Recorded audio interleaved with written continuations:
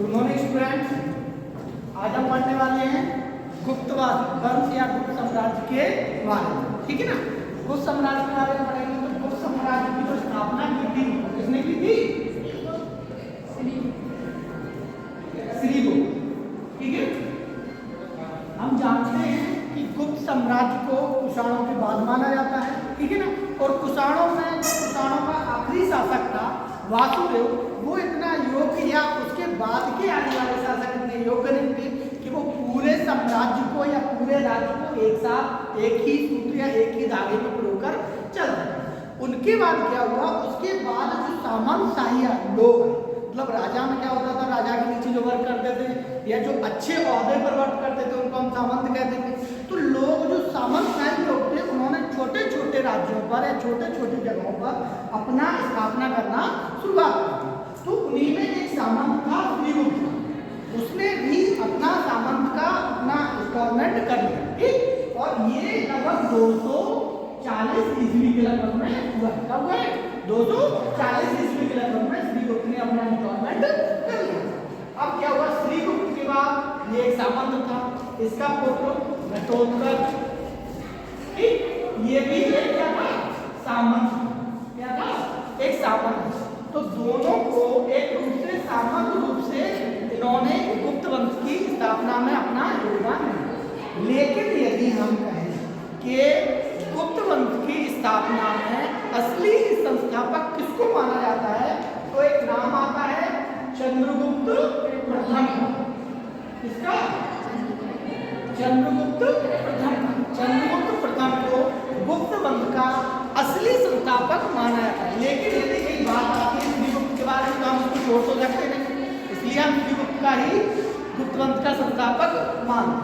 अगर हम इनके बारे में और पढ़ें तो ज्यादा जानकारियों के रूप में हम यही पढ़ सकते हैं कि श्रीगुप्त ने महाराजा की उपाधि प्राप्त की और घटोत्कच ने भी क्या किया था? महाराजा की उपाधि प्रदान की थी या प्राप्त की थी। ठीक। अगर उपाधियों की बात आती है तो चंद्रगुप्त प्रथम को महाराजाधिराज, इसकी उपाधि प्राप्त थी। महाराजाधिराज की उपाधि प्राप्त। और इनका विवाह जो हुआ था वो लिच्छवी राजकुमारी लिच्छवी देश का, ठीक, लिच्छवी देश की राजकुमारी कुमार देवी से। इसका हुआ था कुमार देवी से इनका विवाह हुआ था। और विवाह के बाद ये इसी गुप्त साम्राज्य में रहकर अपना इंस्टॉलमेंट करने लगे। ठीक है। अगर हम गुप्त वंश के बारे में बात करें तो कुषाणों का जो शासन था या कुषाणों का जो राज था वो मोस्टली कहाँ था? उत्तर भारत में, श्रीलंका और कश्मीर साइड था। ठीक, उत्तर भारत में। लेकिन यदि हम गुप्त वंश की बात करते हैं तो गुप्त वंश के जो लोग थे या राजा थे उन्होंने अपना इंस्टॉलमेंट उत्तर प्रदेश को मुख्य रूप से बनाया।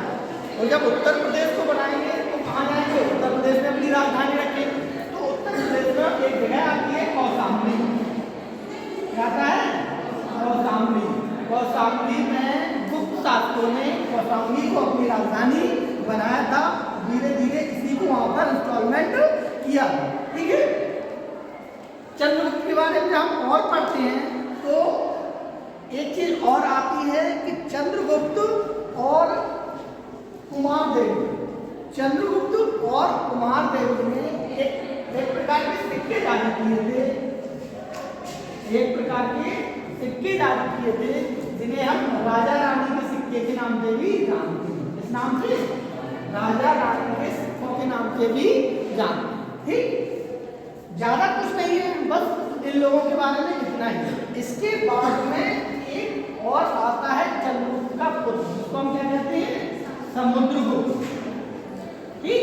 गुप्त साम्राज्य का समुद्रगुप्त नाम जो आता है वो सबसे ज्यादा एरिया फैलाने वाला या सबसे ज्यादा क्षेत्रों को फैलाने वाला, जीतने वालों के नाम आता है। और इनके बाद एक और नाम आता है चंद्रगुप्त द्वितीय, जिसको मुख्य रूप से कहा जाता है या चंद्रगुप्त द्वितीय को या जी कह लो गुप्त साम्राज्य की इतनी ज्यादा ख्याति चंद्रगुप्त द्वितीय के नाम से ही मिलती है। चंद्रगुप्त द्वितीय के नाम से इसलिए मिलती है क्योंकि चंद्रगुप्त द्वितीय को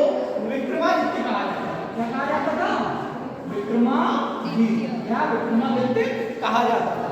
और पूरे इतिहास में केवल 14 लोगों को ही विक्रमादित्य कहा गया है, विक्रमाजीत कहा गया है। क्यों? क्योंकि विक्रमाजीत तब उपाधि आपको मिलती है जब लगभग में आप पूरे संसार के लिए या बहुत सारी जगहों के लिए आप बहुत मोस्ट इम्पोर्टेंट पर्सन बन जाते हो, तब जाके आप कहाँ पहुँचते हो, विक्रमादित्य की उपाधि पर पहुँचते हो। तो टोटल मिला के लगभग 14 लोग ऐसे आते हैं जो आपको बताते हैं कि वो विक्रमादित्य थे, ठीक। जिनमें से एक कौन थे, चंद्रगुप्त द्वितीय। सबसे ज्यादा ख्याति चंद्रगुप्त द्वितीय के नाम पे होती है, लेकिन समुद्रगुप्त के नाम पे भी है, समुद्रगुप्त के टाइम पर भी बहुत सारी चीजें आपको मिल जाती है देखो, ठीक।